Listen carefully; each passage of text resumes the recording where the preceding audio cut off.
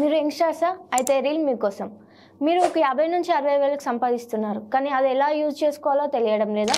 మీకు 4 పాయింట్స్ చెప్తాను. First, savings. మీ salaries నుంచి ఒక 5 to 10% సేవ్ చేసుకోండి. అది మీకు ఎండ్ ఆఫ్ ది మంత్ చాలా ఉపయోగపడుతుంది. Next, emergency fund.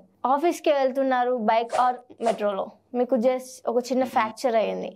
అప్పుడు ఎమర్జెన్సీగా మీకు మనీ కావాలంటే మీ దగ్గర మనీ ఉండదు, మీ ఫ్రెండ్స్ని అడుగుతారు, ఫ్యామిలీస్ని అడుగుతారు, వాళ్ళ దగ్గర కూడా ఉండదు. మీ శాలరీ నుంచి ఒక 5 to 10% సేవ్ చేసుకుంటే ఆ టైంకి మనకు చాలా యూస్ఫుల్గా ఉంటుంది. థర్డ్ వచ్చేసి హెల్త్ ఇన్సూరెన్స్. సపోజ్ మనకు ఒక 1 వీక్ మనం హాస్పిటలైజ్ అయితే 5 to 10 lakhs ఖర్చు అవుతుంది. అదే మనకి హెల్త్ ఇన్సూరెన్స్ ఉందనుకోండి, ఆ మనీని మీరు క్లెయిమ్ చేసుకోవచ్చు. Next, fourth point, term insurance.